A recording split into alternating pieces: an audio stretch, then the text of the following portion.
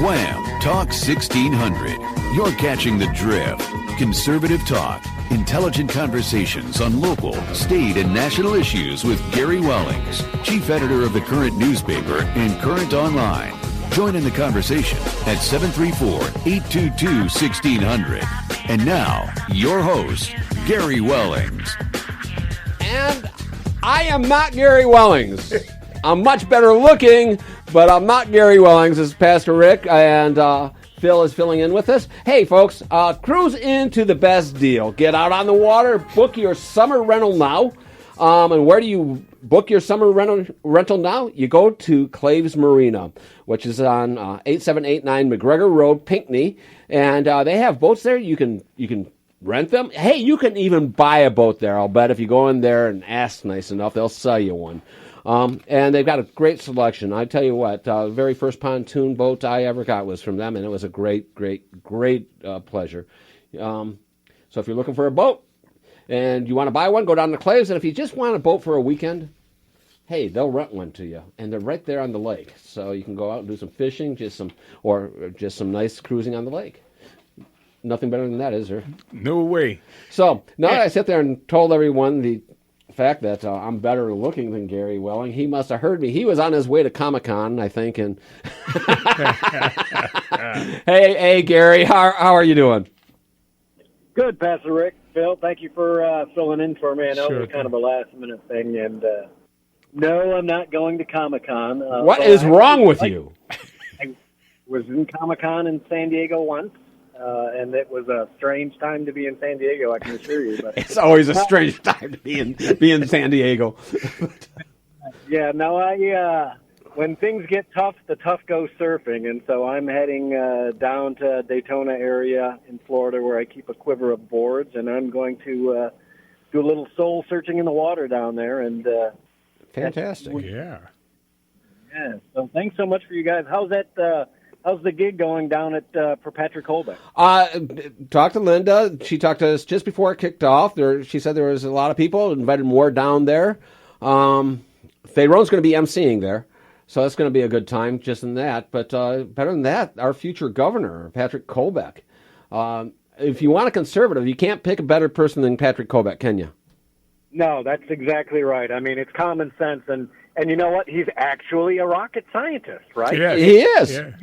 Putting somebody into office who actually has a brain, and of all the politicians we've ever met, I think in Michigan anyways, Patrick Colbeck is a guy who's not in it for himself. He's not in it for special interests. He's in it for the people and to do what's best and what's common sense. And it's just amazing. If you don't know Patrick Colbeck, you must get out, to know him. Meet him, see him. He's the real deal. And he's willing to get to know people. That's the wonderful thing about it. The people here, I know him very well. I've known him since 2010. You know, future Governor Colbeck. You know that he's the real deal, and he's not about playing politics. That is not his agenda. And he's not a nerd.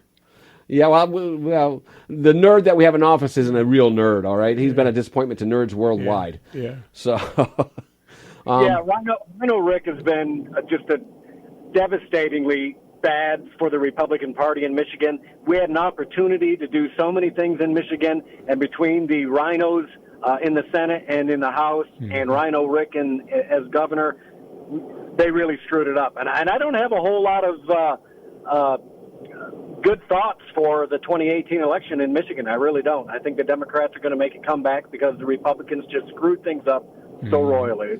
It's travesty. It really is. well, you know, after doing Linda's show, one person called in after Linda called in, and he didn't go on air, but he made the statement that he never gave us a reason, and I'd love to hear that reason, but he says he could never vote for Colbeck. I mean, who else do you have on the platform that's running that could make a good governor? Don't tell me Brian Kelly. He's been a sellout. He's a bigger sellout than Rhino Rick. Mm-hmm. Yeah, if a person can say they would never vote for Patrick Colbeck, they don't know Patrick Colbeck. A, they didn't follow his the way he has voted. B, and they just got their heads up their behind.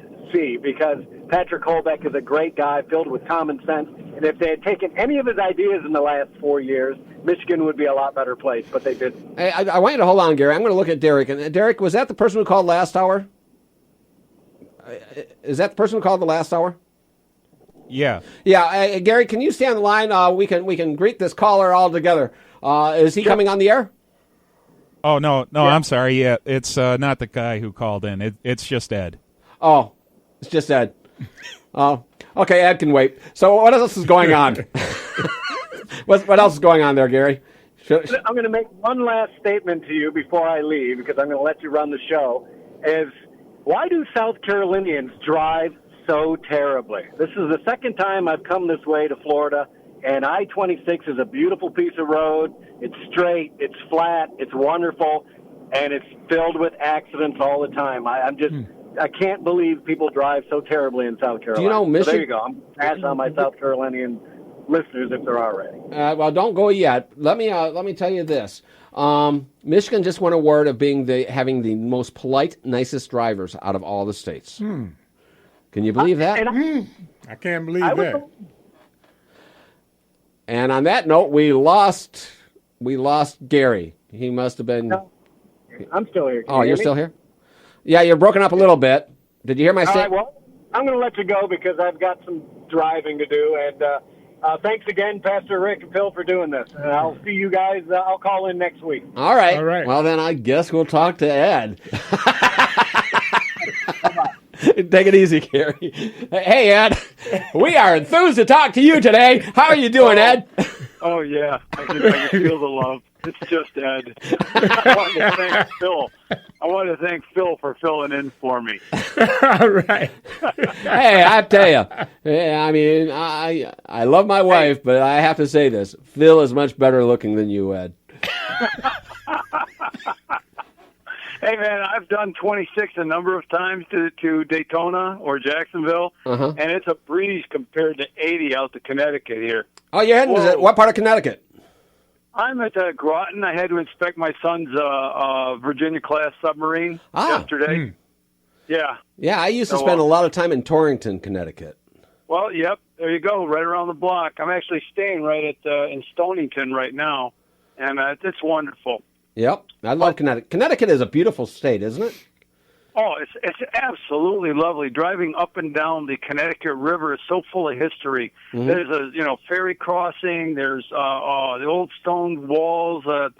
Just the Revolutionary War is everywhere here. Yep. Yeah, it's wonderful. If you ever want to do a history tour, and you're into the Civil War, you're going to spend all your. I mean, there's a little bit you can do in like Michigan and stuff like that. Michigan has a little bit to offer in that line, but really, you want to get to Pennsylvania, Connecticut, East Coast. Yeah. Oh yeah. Hey, have you been watching the AMC series Turn? No. Oh, I highly recommend that. It's about Washington's espionage agency, the spy agency that was set up against the British. Right. It's based on a true story. Right. It's very, very good, and it's all set in this area, also Long Island and Connecticut. And it's great. Hey, I got to say one more thing before I go. Okay? You say as many as you want because you kind of co-host this show anyway, so it's kind of like your show, and we could not let you speak. Ready? The news you need to know. Okay. Okay, great. Hey, you guys enjoy. I'll be listening. Thanks. Oh, you had one more thing you wanted to say. What's that? The news you need to know. Oh. That was kind That's of all like... Gary lets me say. So. I get it now. Oh, okay. Wow, that went right over my head. You'd almost think I'm a blonde. I am. So a lot going on this week in news. Gary Spicer. Yeah. Out. Who didn't see that coming, really? Sean Spicer.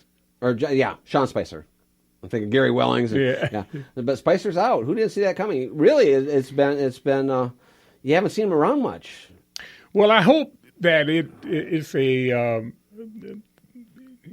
preview of what's to come, right. Because I see the Democrats just running over the Republicans. They're in charge. They are the majority, and they are just being overrun. Yeah, that's all it is. And it might be collusion in my estimation. I think there's a lot of people in the Republican Party that would like to see it go back to the way it was before Donald Trump. Yeah. And that they would be very happy getting a Democrat in there rather than keeping Donald Trump. Yeah. I really believe because that. they have to do something. Well, it's because it's hurting their agenda. Well, look, the health care thing with the Medicare Part D was set up by Billy Tozan, former Louisiana congressman from Louisiana, but he was also a former Democrat for a number of years. Right. He switched parties under George Bush. Yeah. This guy set up Part D, and the corruption that went along with that setup sets up Obamacare and the push eventually to single payer. There was money, and I got somewhere, right in here. Yeah, you pull that stack out. While you're pulling that out, let me make one more comment. Sure. Totally not related to that, but something I'm very happy to announce. Mm-hmm. Joe Scarborough left the Republican Party. I wish we could get some applause up for that. Joe Scarborough left the Republican Party. Yes. There it is. Yeah. Best thing that could have happened to the Republican Party if we want to go in a more conservative way. Joe, the Democrats will love you. Yeah. Enjoy it. Right. Now, I was going to say, we should all go out and cry and everything because Joe left it. Who cares? I'm glad. Yeah, I'm glad. There's just some clubs that I belong to that I don't want him in, and one is my political party. Well, that's you probably ascribe to the Groucho Marx. I wouldn't want to be a part of any organization that would let me in. Well, unfortunately, I have to be part of that organization that you're in because they pay me to be here with you. But Joe Scarborough, I mean, I was aware of him when he was in Congress, and I did not like him then. No. I don't like him now, and I probably will never like the guy. No, he's always been the clubhouse Republican, so to speak. And he looks the part. Yeah. You hang out at yacht clubs and rub elbows with Mr. Howell and his wife, after they got back from their 3-hour tour. And get more vague. Yeah, but Joe Scarborough, hey, glad you're out. Yeah. So now that I totally derailed your thought on Obamacare, let's get back to Obamacare. Yeah. One of the things that it says here, this is from May 2006. Okay.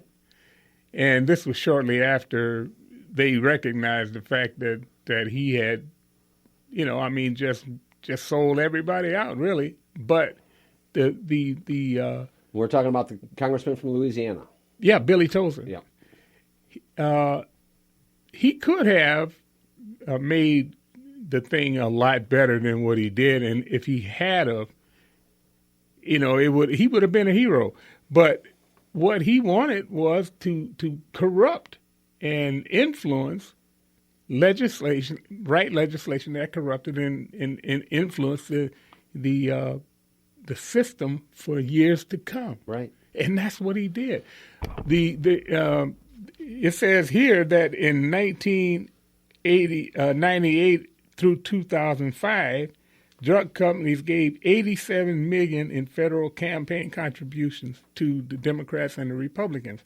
The Republicans got 69%, and 31% went to the Democrats. That was the cut, the split. Right. But that was just for things to come. I heard the idea that there was $2 billion split up. Earlier today on Dick Kupke's show, Trigger Talk, he made the point that these liberals, they're patient. Yes, they are. They're very patient. What Bill Nye the Science Guy said, if they're going to get anything through for global warming, that we just need to wait for all the old people to die, and then they can get the young people to do it. That is the mentality. I mean, China used to have that mentality. We don't need to conquer the world overnight. Yeah. they've got a long-term plan. Exactly. And they can do it little bits at a time.